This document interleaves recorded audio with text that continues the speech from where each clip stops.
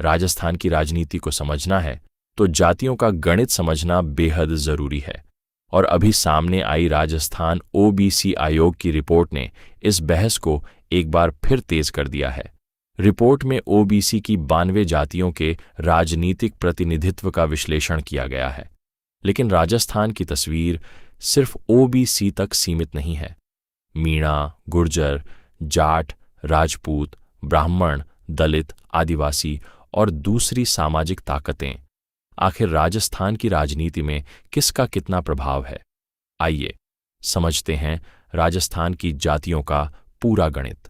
एक प्रण जिसने खत्म कर दिया मीणाओं का साम्राज्य, एक कप्तान जिसने मीणाओं को जगा दिया, और एक लाठी जिसने एक डॉक्टर को मीणाओं की राजनीति का बाबा बना दिया। कैसे मीणाओं की चुनरी ने वसुंधरा को मुख्यमंत्री बना दिया, और क्या गोत्र की राजनीति की भेंट चढ़ रही है मीणाओं की सियासी ताकत। आज भी ये कहा जाता है कि पूरब की राजनीति के सर्वे सर्वा तो मीणा है। पूरब माने पूर्वी राजस्थान। अब क्यों कहा जाता है और ये कितना सच है? क्या है उस मावठे का राज जिसने मीणाओं को रातों रात राजा से रंक बना दिया? ये सब जानेंगे। नमस्कार, मेरा नाम राजेंद्र सिंह धरतीपुत्र है और आप देख रहे हैं राजगाथा, गाथा समाज की।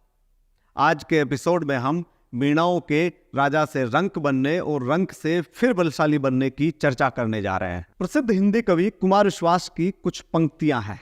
सियासत में तेरा खोया या पाया हो नहीं सकता, तेरी शर्तों पे गायब या नुमाया हो नहीं सकता, भले साजिश से गहरे दफन मुझको कर भी दो, पर मैं सृजन का बीज हूं, मिट्टी में जाया हो नहीं सकता। राजस्थान में मीणाओं की कहानी इन्हीं पंक्तियों के इर्द गिर्द घूमती है।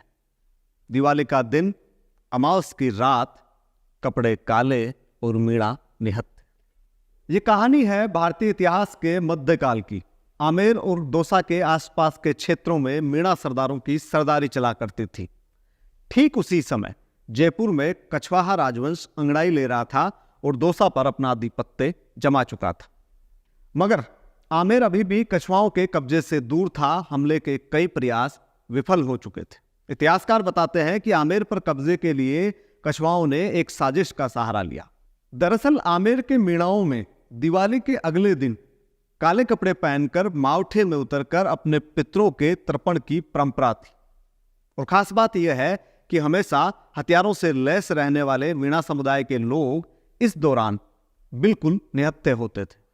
कछवाओं को मीणाओं का ये राज पता चल गया। जैसे ही राज पता चला, वो दिवाली का इंतजार करने लगे। दिवाली आई, मीणा सरदार मावठे में उतरे मगर वापस नहीं लौटे। कछवाओं के इस अचानक किए गए हमले में अधिकांश मीणा सरदार मारे गए और जो बच गए वो इधर उधर भाग गए और कबीलों की शक्ल में जाकर बस गए। संघर्ष चलता रहा। वक्त ने करवट ली। मीणा सरदारों और कछवाओं के बीच एक समझौता हुआ। आमेर के खजाने की रखवाली मीणा करेंगे और राज तिलक मीणाओं के खून से होगा। मध्यकाल में सरदारों के सानिध्य में संघर्ष से शुरू हुई मीणाओं के राजनीतिक अस्मिता की कहानी आजादी के बाद आकर एक व्यक्ति पर टिक जाती है। व्यक्ति जो 18 साल की उम्र में सेना में गया। व्यक्ति जिसने गांव गांव ढाणी ढाणी जाकर मीणाओं को शिक्षा की अहमियत बताई, सामाजिक जागृति की, और फिर संविधान सभा में शामिल होकर मीणाओं को अनुसूचित जनजाति का अधिकार दिलाया। ये कैप्टन छुट्टनलाल थे।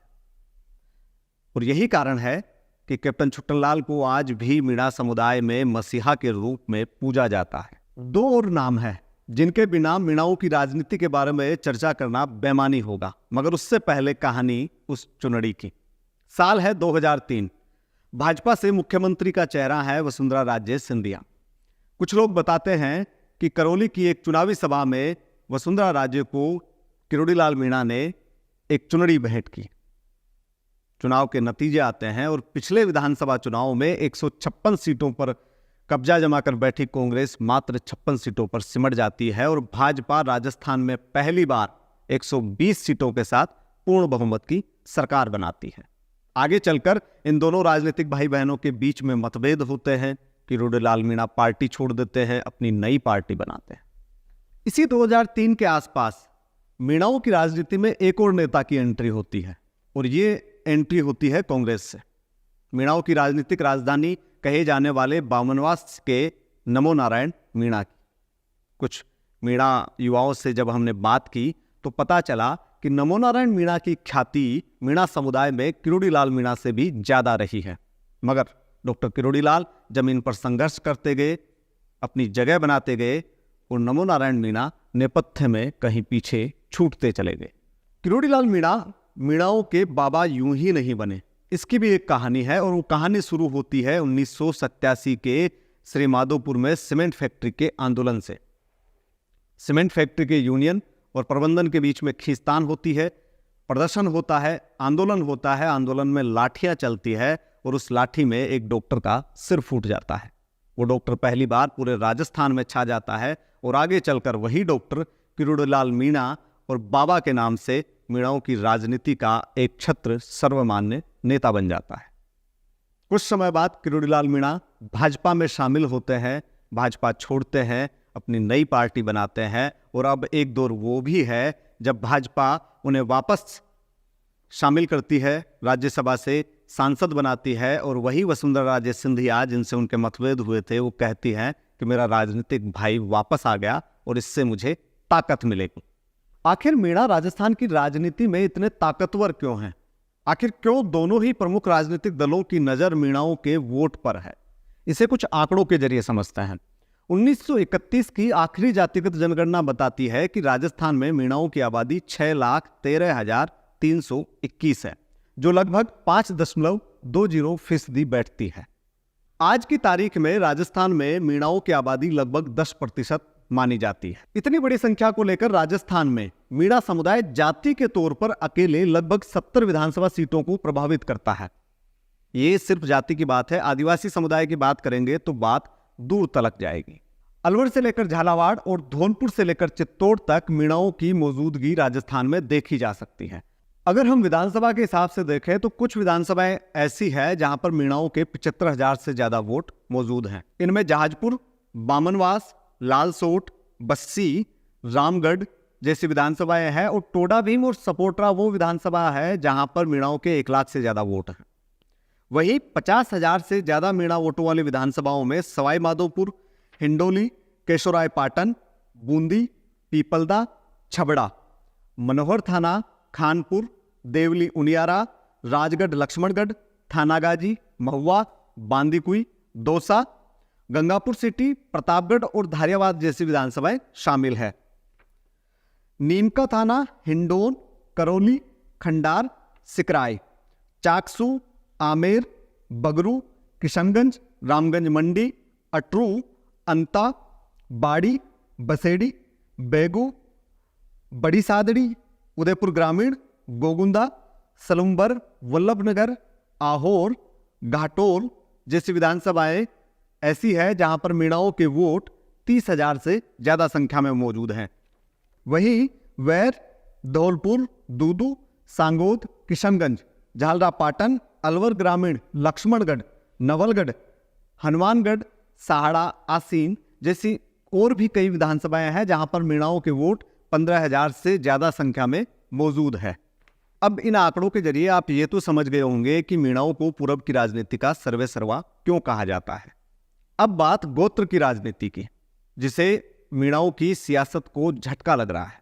मीणा समाज के कुछ प्रबुद्ध लोगों से बात करने पर हमें यह पता चला कि बीते कुछ सालों से मीणाओं में गोत्र की सियासत भी हावी हो गई और ये पूर्वी राजस्थान में ज्यादा देखने को मिलता है, जहां गोत्र के साथ साथ डांग और गैर डांग क्षेत्र की राजनीति भी वोटों को कुछ हद तक प्रभावित कर रही है। उसका कारण पूछने पर पता चला कि टोडा भीम, सपोटरा, राजगढ़, बस्सी जैसी लगभग 1 दर्जन के आसपास विधानसभाएं हैं जहां का चुनाव मीणा बनाम मीणा होता है। ऐसी स्थिति में मीणाओं के जो वोट हैं वो गोत्र के नाम पर लामबंद होते हैं। जैसे अगर सपोटरा की बात करें तो वहां मीणा समाज चरणावत बनाम टाटू गोत्र, टोडा भीम में महर बनाम लोधवाड़ बनाम जोरवाल गोत्र के मीणाओं की सियासत में फंसा हुआ है। को रार ठानना तो आता है, समेटना नहीं आता।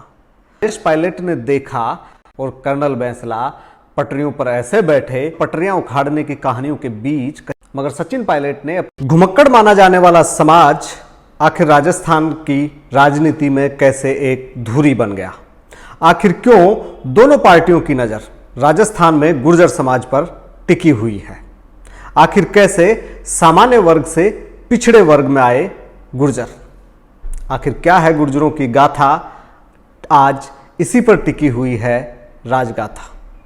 नमस्कार, मेरा नाम राजेंद्र सिंह धरतीपुत्र है और आप देख रहे हैं राजगाथा, गाथा समाज की।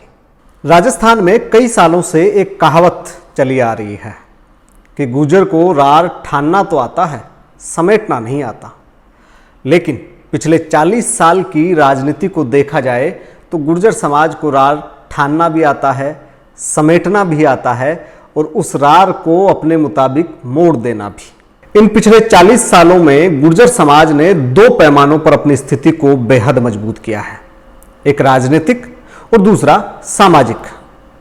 गुर्जरों के राजनीतिक जीवन में 1980 का साल बड़ा टर्निंग पॉइंट साबित हुआ, जब कांग्रेस पार्टी ने दूध बेचने से जिंदगी शुरू करने वाले एयरफोर्स के एक पायलट को भरतपुर भेजा चुनाव लड़ने के लिए।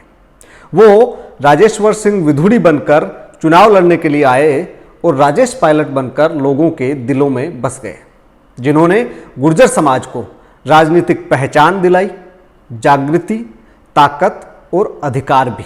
ऐसा ही एक अधिकार गुर्जरों को मिला पिछड़े वर्ग में आने का, क्योंकि अब तक उनकी गिनती सामान्य वर्ग में हो रही थी। दरअसल 90 के दशक में जब राजेश पायलट ने देखा कि आज यहां कल वहां का जीवन जीने वाले गुर्जर समुदाय की कोई गिनती ही नहीं है, तो उन्होंने अपने प्रयासों से गुर्जर, देवासी, रेबारी, रायका, गाडरी, गडरिया इन समुदायों का डेटा इकट्ठा करवाया और 1993 में अपने प्रयासों से इन समुदायों को और गुर्जर समुदाय को ओबीसी का आरक्षण दिलाया। ये राजेश पायलट का पिछड़े वर्गों का मसीहा बनने का दौर था। हालांकि साल 2000 में अपने इस मसीहा के आकस्मिक निधन से गुर्जर समाज को गहरा आघात पहुंचा। ये गुर्जर समाज के लिए निजी, राजनीतिक और सामाजिक हानि थी, जहां वो राजेश पायलट के निधन से एक तरह से नेतृत्व विहीन हो गया था। अब एक दौर वो भी आया जब ओबीसी में शांत बैठा गुर्जर समुदाय अचानक एसटी के आरक्षण की मांग करने लगा। अब गुर्जरों के एसटी का आरक्षण मांगने के पीछे की एक कहानी है जो बहुत कम लोगों को पता है, जो पटरियां उखाड़ने की कहानियों के बीच कहीं दबकर रह जाती है। साल था 2003, कांग्रेस सत्ता में थी, चुनावों का दौर चल रहा था। भाजपा से वसुंधरा राजे चेहरा थी। उन्होंने खुद को गुर्जर समुदाय की समधन बताते हुए करौली की एक सभा में गुर्जरों को एसटी का आरक्षण देने का वादा किया। गुर्जरों ने भाजपा को झोली भरकर वोट दिए, मगर बदले में वादा खिलाफी की चोट लेकर लौटे।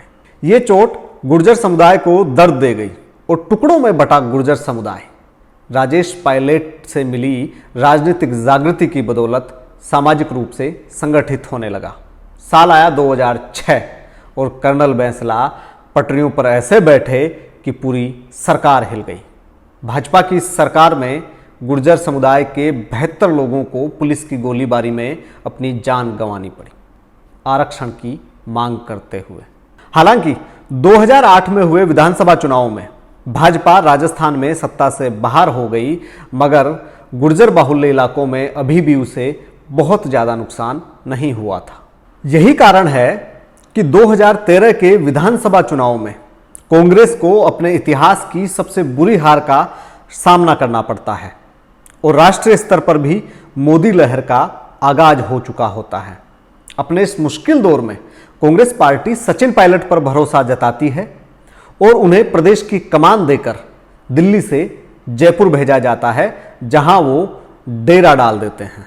हालांकि सचिन पायलट के लिए ये राह इतनी आसान होने वाली नहीं थी, क्योंकि राजस्थान में गुर्जर समुदाय अधिकांशतः भाजपा को वोट करता आ रहा था।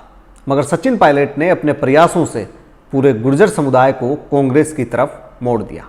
सचिन पायलट ने कांग्रेस के प्रदेशाध्यक्ष के रूप में सबसे पहले गुर्जर और मीणा समुदाय के बीच 2006 के आरक्षण से उपजी खाई को पाटने का प्रयास किया। वो इसमें सफल हुए और 2018 के विधानसभा चुनाव में उनके प्रयास रंग लाए और पूर्वी राजस्थान से भाजपा पूरी तरह साफ हो गई। गुर्जर और मीणा समुदाय के इस कॉम्बिनेशन ने ऐसा जादू दिखाया कि 2018 के विधानसभा चुनाव में राजस्थान में भाजपा का एक भी गुर्जर उम्मीदवार चुनाव नहीं जीत पाया। इसके पीछे एक वजह यह भी हो सकती है कि 2018 के विधानसभा चुनाव में सचिन पायलट को कांग्रेस की तरफ से मुख्यमंत्री का स्वाभाविक चेहरा माना गया। अब साल है 2023 और गुर्जर समुदाय राजस्थान की राजनीति की धुरी बना हुआ है। सबके मन में यही सवाल बना हुआ है, अब की बारी किसके साथ गुर्जर की यारी। आखिर राजस्थान में दोनों बड़े राजनीतिक दल गुर्जर समुदाय के वोट के पीछे आंख गड़ाकर क्यों बैठे हैं, इसको कुछ आंकड़ों के जरिए समझते हैं। 1931 की जातिगत जनगणना के मुताबिक राजस्थान में गुर्जर समुदाय की आबादी है 4.76%। हालांकि गुर्जर समुदाय और गुर्जर समाज के विभिन्न संगठन 10 से 12% की आबादी का दावा करते हैं। हालांकि राजनीति में 5% की आबादी भी किसी भी सरकार को बनाने और बिगाड़ने के लिए काफी होती है और 2018 में गुर्जर समुदाय ने इसे साबित करके दिखाया है, क्योंकि राजस्थान की 75 विधानसभाएं ऐसी है जहां पर गुर्जर समुदाय बेहद प्रभावशाली भूमिका में मौजूद है और राजनीतिक रूप से अपनी सशक्त उपस्थिति दर्ज करवाता है। अब भौगोलिक क्षेत्र के हिसाब से अगर हम देखें तो गुर्जर समुदाय पूर्वी राजस्थान में बेहद मजबूत स्थिति में है। वहीं हाड़ौती, शेखावाटी की कुछ सीटों पर राजस्थान का गुर्जर समुदाय बेहद प्रभावशाली भूमिका में मौजूद है। वहीं अजमेर, अलवर, भीलवाड़ा, टोंक और राजसमंद की कुछ सीटों पर गुर्जर समुदाय हार जीत का फैसला करने की स्थिति में है। हालांकि दक्षिणी राजस्थान, मेवाड़, श्रीगंगानगर, हनुमानगढ़, इन इलाकों में गुर्जर समुदाय बहुत ज़्यादा राजनीतिक रूप से प्रभाव डालने की स्थिति में नहीं है। फिर भी लगभग 2 दर्जन विधानसभाएं ऐसी है जहां का राजनीतिक भविष्य गुर्जर समुदाय की मुट्ठी में है, जिनमें टोंक, जहां से सचिन पायलट विधायक हैं, खेतड़ी, नीमका थाना, कोटपुतली, विराटनगर, बानसूर, बयाना, नगर, वैर, बाड़ी, करौली, टोडा भीम, बामनवास, खंडार, निवाई, देवली उनियारा, मालपुरा, खानपुर, लाडपुरा, हिंडोली, केकड़ी, मसूदा, नसीराबाद, आसींद, मंडल, सहाड़ा, बेगू, ये वो विधानसभाएं हैं जहां पर गुर्जर समुदाय 35,000 से लेकर 50-60 हजार तक की संख्या में मौजूद है और इन सीटों के राजनीतिक भविष्य का फैसला करता है। वहीं अगर बात करें 20,000 से 35,000 गुर्जर वोटों वाली विधानसभा की, तो इनमें उदयपुरवाटी, चाकसू, जमवारामगढ़, शाहपुरा, कठुमर, थानागाजी, तिजारा, बसेड़ी, हिंडोन, गंगापुर, सवाई माधोपुर, सपोट्रा, बांदीकुई, दौसा, महुआ, सिकराय, छबड़ा, झालरापाटन, मनोहर थाना, पीपलदा, रामगंज मंडी, केशोराय पाटन, बूंदी, किशनगढ़, पुष्कर, जहाजपुर, मांडलगढ़, मावली, कुंभलगढ़, भीम, राजसमंद, जैतारण जैसी लगभग 3 दर्जन विधानसभाएं ऐसी है जहां पर गुर्जर समुदाय 20 से 35 हजार की संख्या में मौजूद है और इन विधानसभा सीटों पर किसी के भी राजनीतिक भविष्य या हार जीत का फैसला गुर्जर समुदाय करता है। वहीं अगर हम बात करें ऐसी विधानसभा सीटों की जहां पर 10 से 20 हजार की संख्या में गुर्जर मौजूद हैं और कम से कम हार जीत का फैसला करने में तो अपनी भूमिका का निर्वहन करते हैं, ऐसी सीटों में अलवर शहर है, डी कुमेर है, कामा, नदबई, राजाखेड़ा, लालसोट, बारा अटरू, बड़ी सादड़ी, चित्तौड़गढ़, नाथद्वारा, मारवाड़ जंक्शन, सोजत, परबतसर, मेड़ता और खींवसर का नाम सामने आता है। नाम को लेकर गहमा गहमी, कई दिग्गज कतार में है, सबके अपने दांव है, सबके अपने तेज। कबीर ने लिखा था, धीरे धीरे रे मना, धीरे सब कुछ हो, माली सींचे 100 घड़ा, ऋतु आए फल हो। आखिर माली जाति की क्या है राजनीतिक दमदारी? आखिर ऐसा क्या जादू है कि माली जाति का एकमात्र विधायक मुख्यमंत्री बन जाता है? आखिर कैसे माली जाति का एक व्यक्ति एक ताकतवर पार्टी का प्रदेशाध्यक्ष बन जाता है? आखिर माली जाति की क्या है राजनीतिक दमदारी, या फिर राजस्थान में माली जाति क्यों है हर पार्टी की मजबूरी? आज हम माली जाति की इसी राजनीतिक रखवाली पर चर्चा करेंगे और सबसे अंत में बात एक दिलचस्प तथ्य की। नमस्कार, मेरा नाम राजेंद्र सिंह धरतीपुत्र है और आप देख रहे हैं राजगाथा, गाथा समाज की। कई सौ साल पहले कबीर ने लिखा था, धीरे धीरे रे मना धीरे सब कुछ होए, माली सींचे सो घड़ा ऋतु आए फल होए। कबीर के इस लिखे को राजस्थान में माली समुदाय ने बेहद गंभीरता से लिया और कांग्रेस से 3 बार मुख्यमंत्री बने, भाजपा से प्रदेशाध्यक्ष बने, केंद्रीय सरकारों में मंत्री रहे, कई राज्य सरकारों में मंत्री रहे, राज्यसभा और लोकसभा तक पहुंचे। राजस्थान में माली जाति के इस राजनीतिक ताकत बनने में कई उतार चढ़ाव रहे। पहला चढ़ाव आया 1998 में।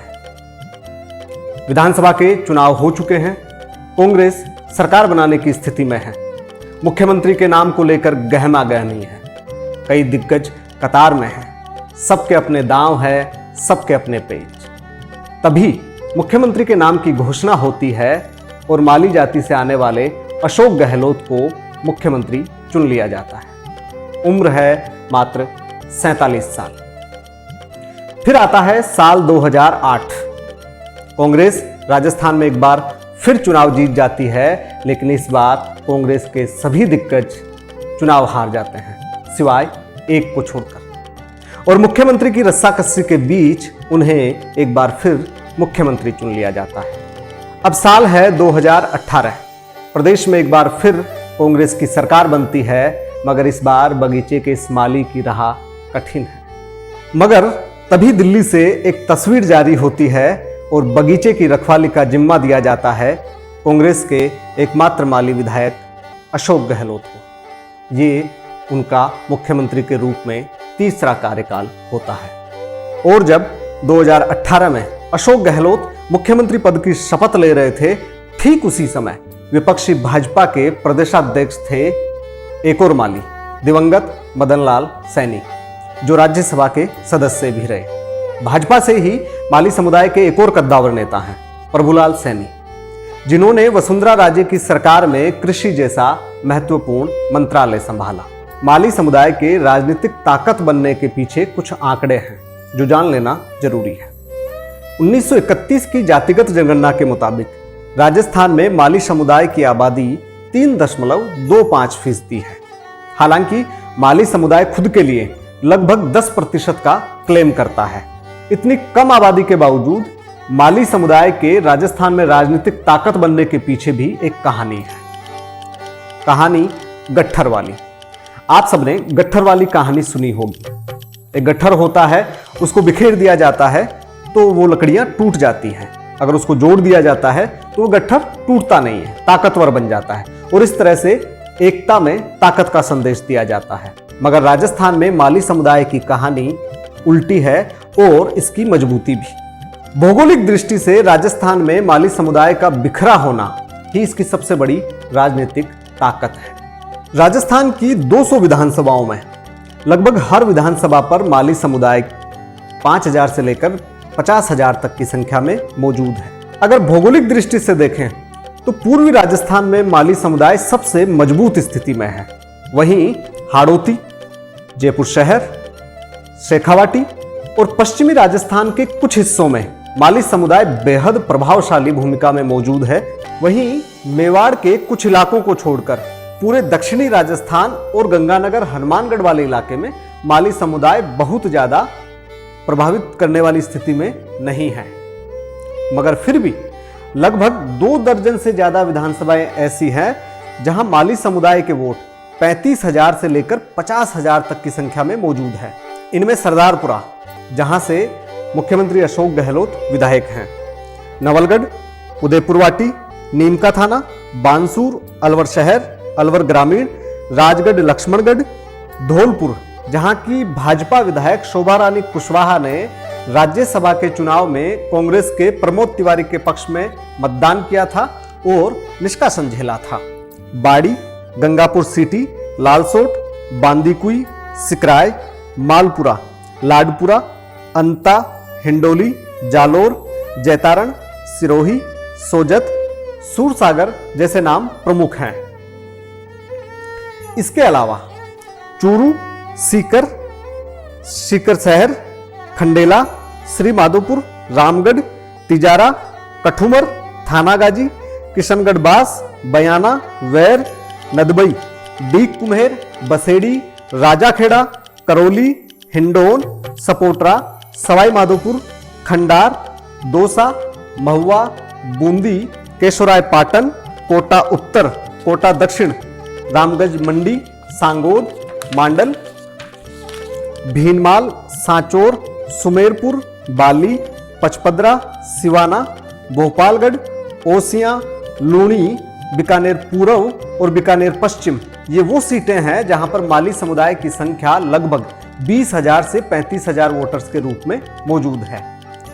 इसके अलावा 10,000 से 20,000 तक वोटों वाली जो विधानसभाएं हैं उनमें रतनगढ़, सरदार शहर, सुजानगढ़, तारानगर, लक्ष्मणगढ़ जहां से कांग्रेस के प्रदेशाध्यक्ष गोविंद सिंह डोटासरा विधायक हैं, मुंडावर, बहरोड, नगर, कामा, टोडा भीम, बामनवास, पीपलदा, निवाई, देवली उनियारा, टोंक, सहाड़ा, मांडलगढ़, जहाजपुर, आहोर, रानीवाड़ा, रेवदर, पिंडवाड़ा, मारवाड़ जंक्शन, पाली, परबतसर, नागौर, मेड़ता ये वो सीटें हैं जहां पर माली समुदाय 10, 15, 20 हजार की संख्या में मौजूद है।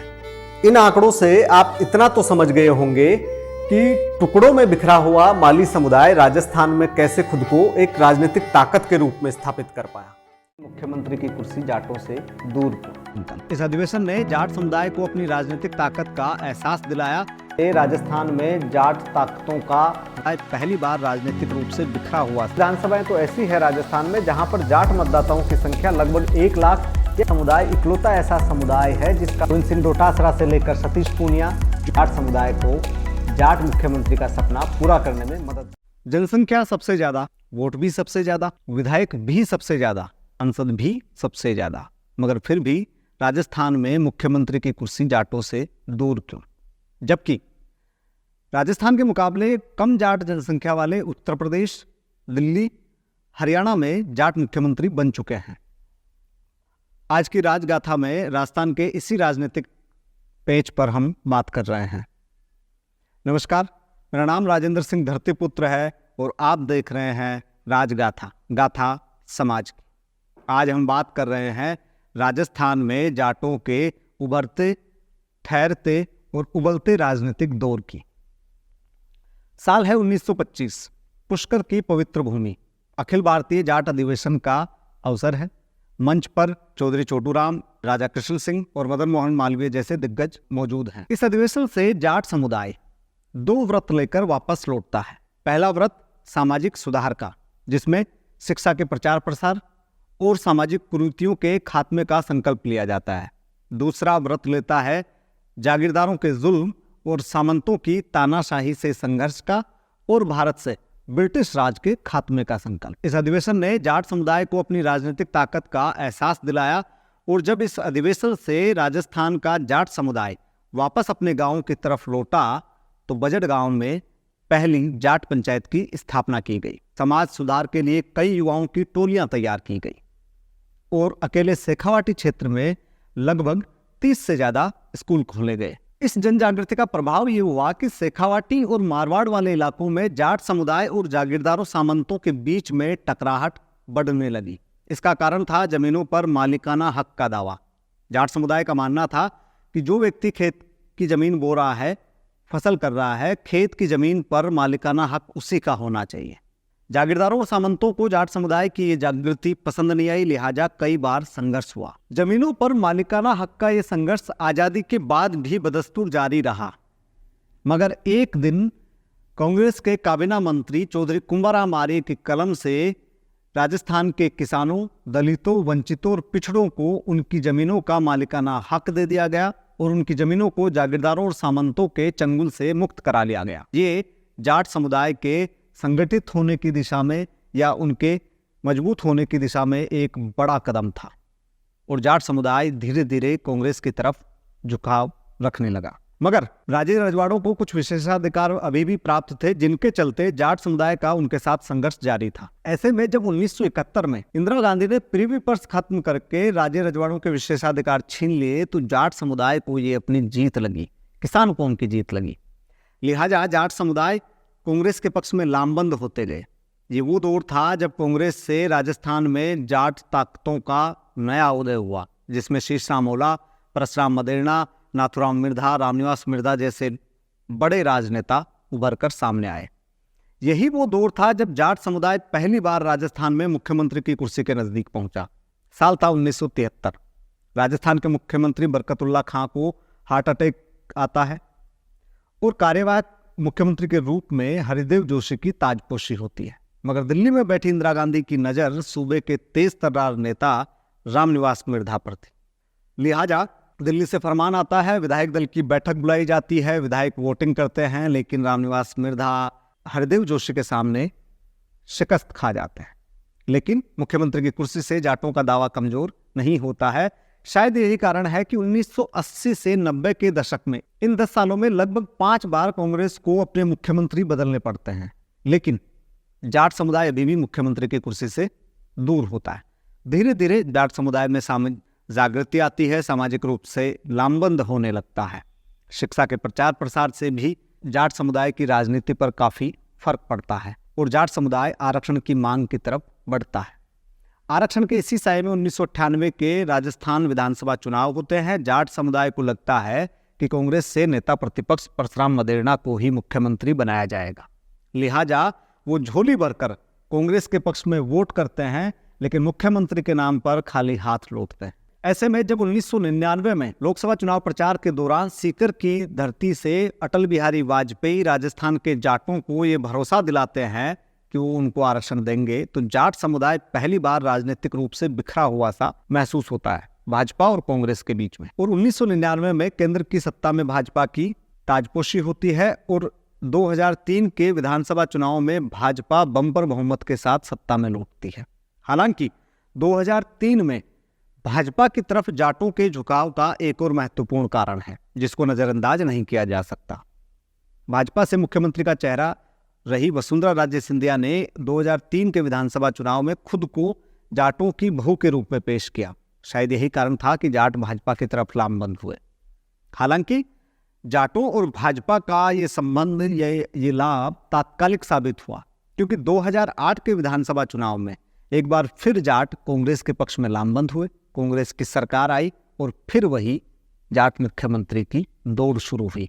इस बार दौड़ में थे शीशराम ओला, मगर बात बनी नहीं। इस बात न बनने के पीछे राजस्थान के राजनीतिक विश्लेषक राजस्थान के बड़े जाट राजनीतिक घरानों के आपसी मनमुटाव और अंदरूनी संघर्ष को बड़ा कारण मानते हैं। अन्यथा एक समय तो ऐसा रहा कि राजस्थान की तीनों प्रमुख राजनीतिक पार्टियों के मुखिया सर्वे सर्वा जाट समुदाय से रहे। कांग्रेस से गोविंद सिंह डोटासरा प्रदेशाध्यक्ष, उसी समय भाजपा से डॉक्टर सतीश पूनिया प्रदेशाध्यक्ष रहे, जो इस समय उपनेता प्रतिपक्ष हैं, और आरएलपी से हनुमान बेनीवाल भाजपा से अलग होकर जाटों की एक राजनीतिक शक्ति के रूप में अपनी पहचान बनाई, अपनी अलग पार्टी बनाई, 3 विधायक जिताए और 1 लोकसभा के सांसद के रूप में जीत हासिल की, जो कि वो खुद लोकसभा के सांसद हैं। और कई जगहों पर पंचायती राज के चुनाव में, जिला प्रधानी के चुनाव में भी उनकी पार्टी ने जीत हासिल की। जाटों की जिस राजनीतिक ताकत ने उन्हें प्रदेशाध्यक्ष, नेता प्रतिपक्ष, राज्यपाल, केंद्रीय मंत्री और उपराष्ट्रपति जैसे पदों पर पहुंचाया, उस राजनीतिक ताकत के बारे में कुछ आंकड़ों के जरिए समझ लेना जरूरी है। अगर भौगोलिक दृष्टि से देखा जाए तो जाट समुदाय एक ताकत के रूप में शेखावाटी, मारवाड़, ढूंढाड़, अजमेर, हनुमानगढ़, भरतपुर और धौलपुर जैसे इलाकों में बड़ी राजनीतिक ताकत के रूप में मौजूद है, जिसके बारे में ये कहा जा सकता है कि जहाँ की राजनीतिक सत्ता का जो पत्ता है वो जाटों के बिना हिल नहीं। वही करौली से लेकर चित्तौड़गढ़ और गंगानगर से लेकर हाड़ौती तक भी जाट समुदाय एक प्रभावी भूमिका में मौजूद है। अगर 1931 की जातिगत जनगणना को ध्यान में रखा जाए तो उस समय जाट समुदाय की आबादी लगभग 10,72,000 के आसपास थी, जो कि लगभग 10% के आसपास बैठता है। हालांकि अभी मौजूदा समय में जाट समुदाय राजस्थान में 19-20 से लेकर 22% तक होने का दावा करता है। अगर विधानसभाओं के हिसाब से देखा जाए तो कुछ विधानसभाएं तो ऐसी है राजस्थान में जहां पर जाट मतदाताओं की संख्या लगभग 1 लाख या 1 लाख से कहीं ज्यादा है। इनमें नदबई, डी कुमेर जहां से विश्वेंद्र सिंह विधायक हैं, डूंगरगढ़, लूणकरणसर, बायतू जहां से कांग्रेस के हरीश चौधरी विधायक हैं, लक्ष्मणगढ़ जहां से राजस्थान प्रदेश कांग्रेस कमेटी के अध्यक्ष गोविंद सिंह डोटासरा विधायक हैं, और भोपालगढ़। वहीं 2 दर्जन से ज्यादा विधानसभाओं में जाट वोटर्स की संख्या 70,000 से लेकर 1 लाख के बीच में मौजूद है, जो कि बहुत बड़ी संख्या है। जिनमें पिलानी है, झुंझुनू जहां से ब्रजेंद्र सिंह ओला विधायक हैं, नवलगढ़, मंडावा, सूरजगढ़, मालपुरा, नावा, खींवसर, जायल, देगाना जहां से विजयपाल मिर्धा विधायक हैं, मेड़ता, सादुलपुर, राजगढ़, भरतपुर, बाड़मेर, गुड़ामालानी जहां से हेमाराम चौधरी कांग्रेस सरकार के वरिष्ठ मंत्री विधायक हैं, हनुमानगढ़, पीलीबंगा, नौहर, भादरा, झोटवाड़ा जहां से कांग्रेस सरकार में कृषि मंत्री लालचंद कटारिया मौजूदा विधायक हैं, दूदू, फुलेरा, किशनगढ़, धोद, दाता रामगढ़ जहां से कांग्रेस के दिग्गज नेता नारायण सिंह ने कई बार प्रतिनिधित्व किया और अभी उनके बेटे वीरेंद्र सिंह विधायक हैं, सीकर, खंडेला, बिलाड़ा का नाम प्रमुख है। इतना ही नहीं, लगभग 3 दर्जन विधानसभाएं ऐसी भी है जहां पर जाट समुदाय की आबादी वोटर्स के रूप में 40,000 से 17,000 तक है। इनमें उदयपुरवाटी, परबतसर, नागौर, डीडवाना, मकराना, लाडनी, टूरू, तारानगर, सरदार शहर, रतनगढ़, सुजानगढ़, नोखा जहां से रामेश्वर डूडी ने राजनीतिक प्रतिनिधित्व किया है, चौहटन, शिव, संगरिया, सांगानेर, बगरू, आमेर जहां से भाजपा के प्रदेशाध्यक्ष रहे और अभी उपनेता प्रतिपक्ष डॉक्टर सतीश पूनिया विधायक हैं, विराटनगर, शाहपुरा जहां से दिग्गज कांग्रेसी नेता कमला बेनीवाल के सुपुत्र आलोक बेनीवाल अभी विधायक हैं, चोमू, श्रीमाधोपुर, फतेहपुर, ओसियां जहां से दिव्या मदेरणा विधायक हैं, लूणी, लोहावट, सहाड़ा, चित्तौड़, कपासन, वैर, नगर, सादुल शहर, सूरतगढ़, नसीराबाद, केकड़ी ये वो विधानसभाएं हैं जहां पर जाट वोटों की संख्या 40,000 से 17,000 के बीच में मौजूद है। इसी तरह अगर हम बात करें 25 से 40,000 वोटों वाली विधानसभाओं की तो इनमें खेतड़ी है, किशनगढ़ बास है, मुंडावर है, कठुमर है, रामगढ़ है, टोंक, देवली, निवाई, आसिंद, कामा, बयाना, कोलायत, पचपदरा, सिवाना, चाकसू, पुष्कर, नीम का थाना जैसे नाम प्रमुख हैं। इन आंकड़ों से ये तो तय है कि राजस्थान में कोई भी राजनीतिक दल जाट समुदाय को राजनीतिक रूप से नजरअंदाज नहीं कर सकता।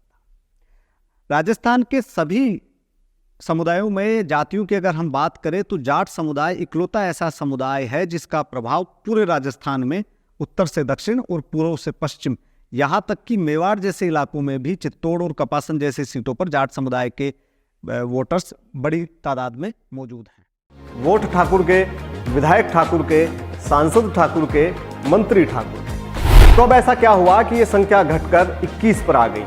रियासतें जिन पर राजे रजवाड़ों की हुकूमत चला करती थी, राजस्थान के राजे रजवाड़ों को राजनीति की दिशा दिखाने का श्रेय। इस बीच राजपूतों की राजनीति को पहला बड़ा झटका लगा। कल तक जो लोग राजे रजवाड़ों के खेतों में मजदूरी कर रहे थे, राजपूत समुदाय की कांग्रेस से रार ठानना शुरू हो गई। अगर राजस्थान में राजपूतों की राजनीति पर चर्चा की जाती है तो इन राज परिवारों से इतर एक और नाम उभर कर सामने आता है जिसके बिना ये चर्चा अधूरी है। राजपूत समुदाय को की स्टोन स्पीसीज कहा जा सकता है।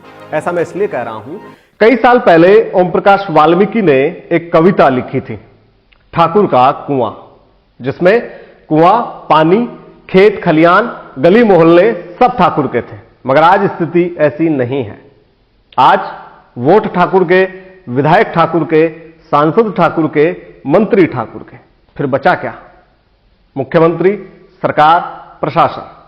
ये सवाल हम इसलिए उठा रहे हैं कि एक समय था जब राजस्थान की राजनीति में राजपूत समुदाय की तूती बोलती थी।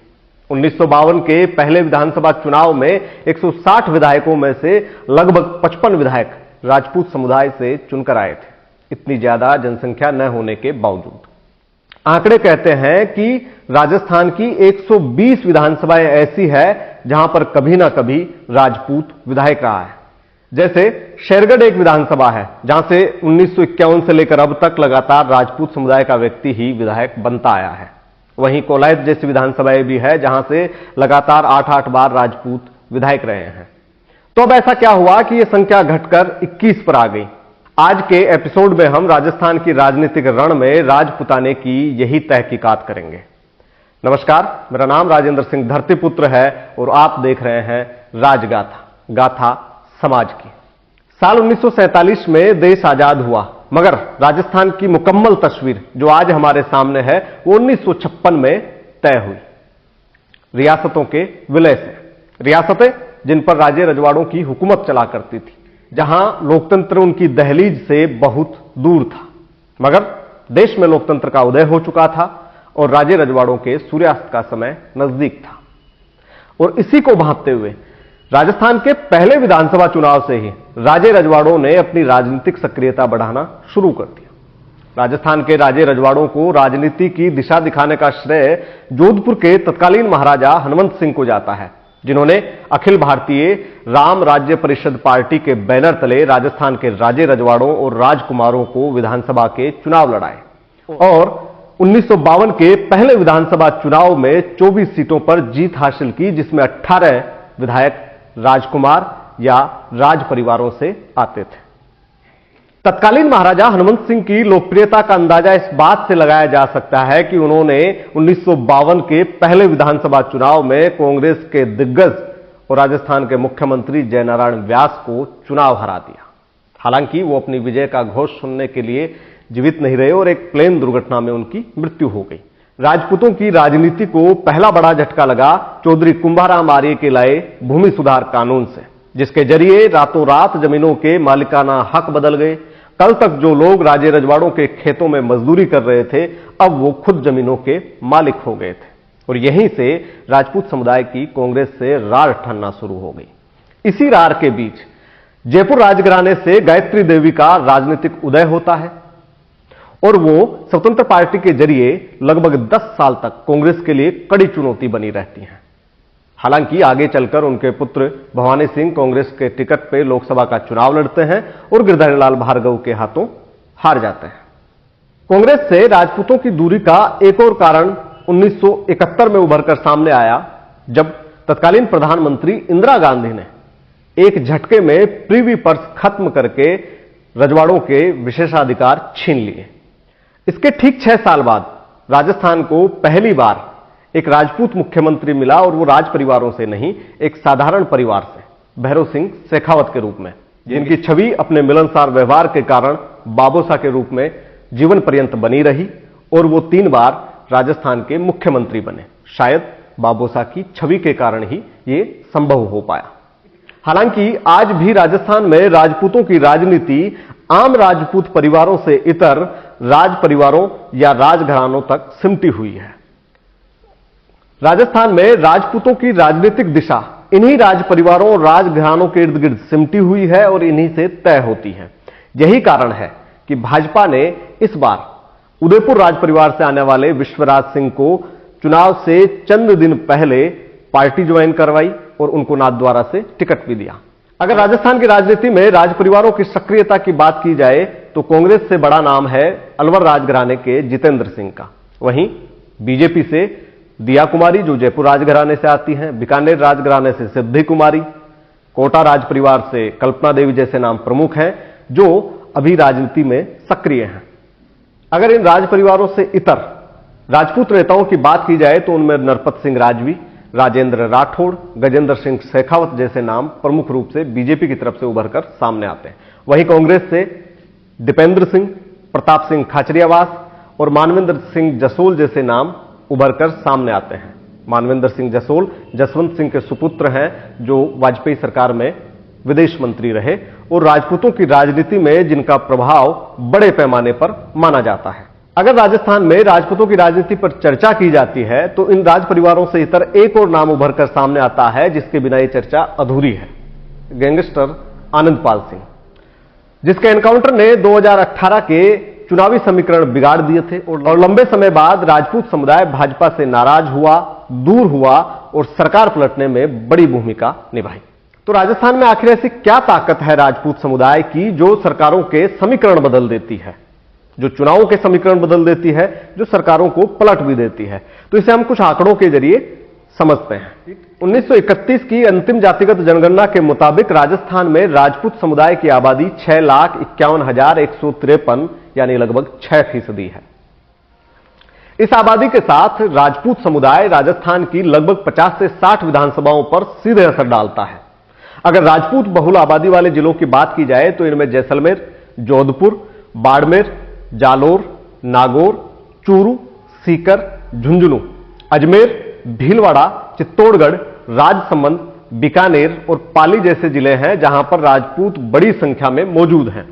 अगर बात करें 60,000 से ज्यादा राजपूत मतदाताओं वाली विधानसभाओं की तो इसमें जैसलमेर, शेरगढ़, कोलायत, बाली, नाथद्वारा, झोटवाड़ा, विद्याधर नगर, सिवाना, आसपुर जैसे नाम प्रमुख हैं। वहीं पोखरण, ओसिया, मारवाड़ जंक्शन, रानीवाड़ा, परबतसर, राजसमंद, चित्तौड़गढ़, कुंभलगढ़, वल्लभनगर, नवलगढ़, चूरू, लाडपुरा, सांगोद, शिव, धोद और दांता रामगढ़ जैसे नाम प्रमुख हैं, जहां राजपूत वोटों की संख्या 40 से 60,000 के बीच मौजूद है। तो लोहावट, सरदारपुरा, बीकानेर पूरव, खींवसर, मांडलगढ़, नीमका थाना, श्री माधोपुर, उदयपुरवाटी, रतनगढ़, सरदार शहर, विराटनगर, हिंडोली, करौली, राजाखेड़ा और बाड़ी जैसी विधानसभाएं हैं जहां पर राजपूत समुदाय की आबादी 30,000 से लेकर 40,000 वोटों के बीच में मौजूद है।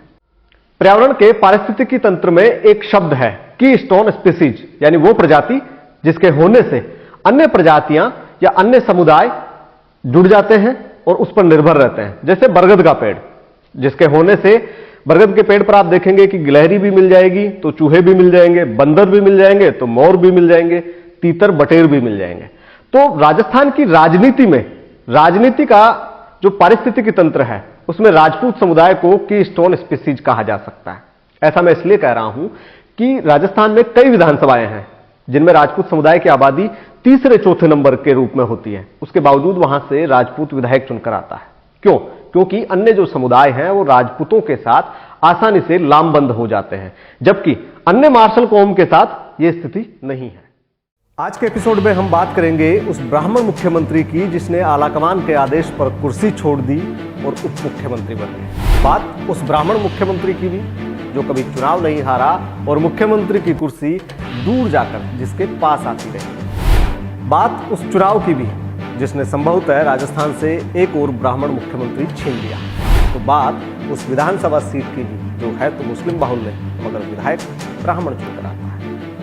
नमस्कार, मेरा नाम राजेंद्र सिंह धरतीपुत्र है और आप देख रहे हैं राजगाथा, गाथा समाज की।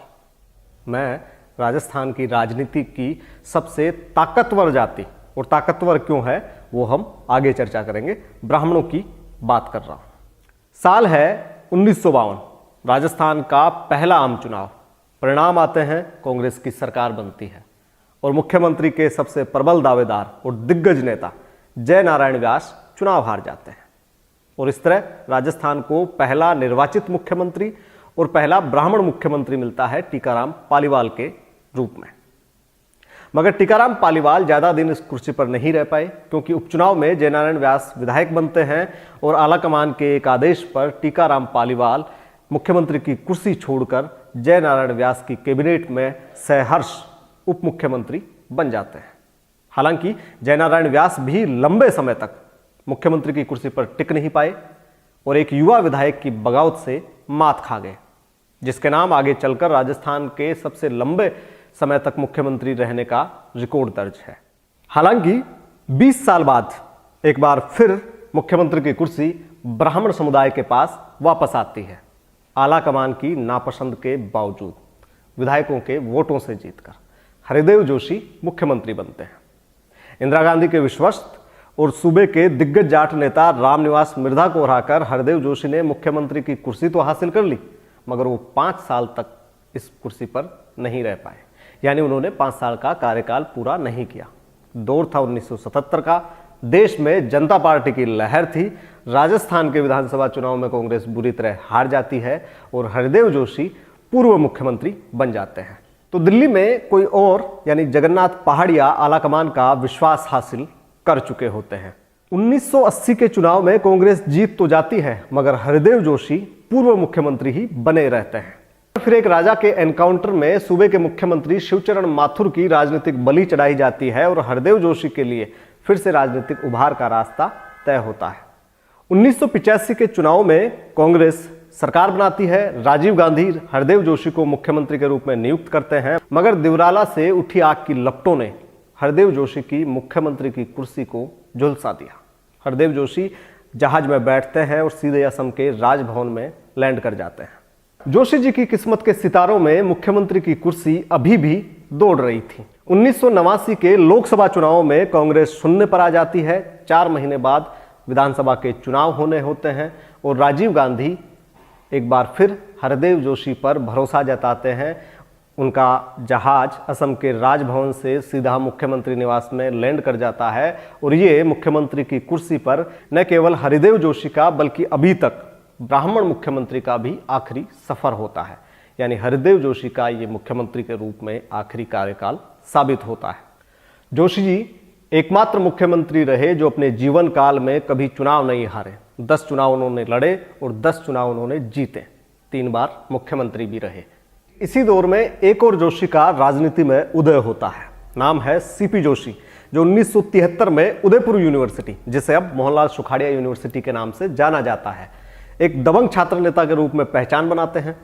मोहनलाल सुखाड़िया की नज़रों में आते हैं और 1980 में नाथद्वारा से अपना पहला चुनाव जीतकर विधायक बनते हैं। लगातार 10 साल वो नाथद्वारा से विधायक रहते हैं और 1990 का चुनाव हारने के बाद वापस अध्ययन अध्यापन की तरफ मुड़ जाते हैं, जहां वो LLB और PhD की डिग्री पूरी करते हैं।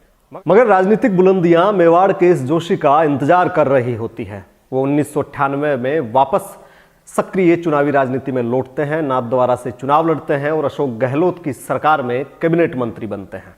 2003 में कांग्रेस प्रदेश की सत्ता से बाहर होती है तो सोनिया गांधी, तत्कालीन कांग्रेस अध्यक्ष, इस तेज तर्रार प्रोफेसर पर भरोसा जताती है और इन्हें राजस्थान प्रदेश कांग्रेस का अध्यक्ष नियुक्त करती है। और ये अपने राजनीतिक कौशल से सभी को एकजुट करते हैं, संगठन को मजबूत करते हैं और 2008 में वापस कांग्रेस को सत्ता में लाते हैं। 2008 के इस विधानसभा चुनाव में प्रदेशाध्यक्ष होने के नाते और आलाकमान के नजदीकी होने के नाते सीपी जोशी को मुख्यमंत्री का स्वाभाविक चेहरा माना गया। सरकार तो लौटती है, मगर सीपी जोशी नाथद्वारा से 1 वोट से चुनाव हार जाते हैं। या यूं कहें कि ब्राह्मण समुदाय और मुख्यमंत्री की कुर्सी के बीच में 1 वोट का फासला रह जाता है। 1 वोट की यह हार सीपी जोशी को दिल्ली के सफर पर ले जाती है, जहां वो केंद्र में मंत्री बनते हैं और एक समय कांग्रेस के केंद्रीय राजनीति के ताकतवर चेहरों में शुमार होते हैं। राहुल गांधी के विश्वसनीय माने जाने वाले सीपी जोशी दिल्ली से वापस जयपुर लौटते हैं। 2018 में नाथद्वारा से ही विधानसभा का चुनाव लड़ते हैं, चुनाव जीतते हैं और विधानसभा के अध्यक्ष बनते हैं, एक कड़क प्रोफेसर के रूप में। या यूं कहें कि एक कड़क प्रोफेसर की ही तरह विधानसभा को चलाने वाले सीपी जोशी 2023 के चुनावी दंगल में एक बार फिर से नाथद्वारा से चुनाव लड़ रहे हैं। ब्राह्मण समुदाय की पॉलिटिक्स की बात की जाए तो आजादी के बाद से ही ब्राह्मण समुदाय कांग्रेस के साथ ज्यादा लामबंद रहा है। यही कारण है कि बार बार ब्राह्मण समुदाय से कांग्रेस ने मुख्यमंत्री भी बनाए। मगर जब पिछड़ों और दलितों की राजनीति ने जोर पकड़ा और कांग्रेस ने पिछड़ों और दलितों की राजनीति की तरफ देखना शुरू किया, तो ब्राह्मण समुदाय कांग्रेस से छिटकना शुरू हो गया। ये दौर राम मंदिर आंदोलन का भी दौर था, जिसने भी ब्राह्मणों को कांग्रेस से दूर ले जाने में एक बड़ी भूमिका निभाई। मगर 2023 के विधानसभा चुनाव में अप्रत्याशित रूप से, जिसका कारण समझना अभी थोड़ा मुश्किल है, ब्राह्मण समुदाय एक बार फिर कांग्रेस के पक्ष में लामबंद होता दिख रहा है। ब्राह्मण समुदाय की राजनीतिक ताकत को आप इस बात से समझ सकते हैं कि राजस्थान के 3 मुख्यमंत्री ब्राह्मण रहे, 6 विधानसभा अध्यक्ष ब्राह्मण रहे। राजस्थान में ब्राह्मण समुदाय की राजनीतिक ताकत को कुछ आंकड़ों के जरिए समझने का प्रयास हम करते हैं। राजस्थान में आबादी के हिसाब से ब्राह्मण समुदाय जाटों के बाद दूसरी सबसे बड़ी जाति है। 1931 की जातिगत जनगणना के मुताबिक राजस्थान में ब्राह्मण समुदाय की आबादी 8,82,304 यानी लगभग 7% से ज्यादा है। इतनी बड़ी आबादी के साथ ब्राह्मण समुदाय राजस्थान की लगभग 50 से 60 विधानसभा सीटों को सीधे सीधे प्रभावित करने की क्षमता रखता है। यही कारण है कि भाजपा और कांग्रेस ने 2023 के विधानसभा चुनाव में ब्राह्मणों को 36 टिकट दिए हैं, जाटों के बराबर।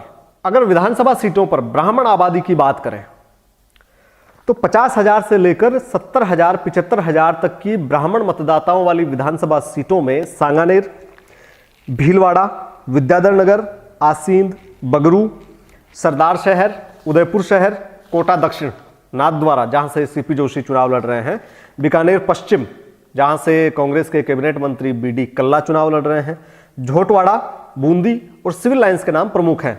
वहीं सरदार शहर, आमेर, सीकर, राजाखेड़ा, धौलपुर, मांडलगढ़, सूरसागर जहां से सूर्यकांता व्यास जिज्जी के नाम से जो मशहूर है वो लगातार विधायक रही है। हालांकि इस चुनाव में बीजेपी ने उनका टिकट काट दिया है। ब्यावर, केकड़ी जहां से राजस्थान में जो मौजूदा कांग्रेस सरकार है उसमें शुरुआती समय में कैबिनेट मंत्री रहे रघु शर्मा चुनावी मैदान में है। शेरगढ़, मावली और चोमू जैसी विधानसभा है जहां पर ब्राह्मण वोटों की संख्या 20-25 हजार से लेकर 45,000 तक मौजूद है।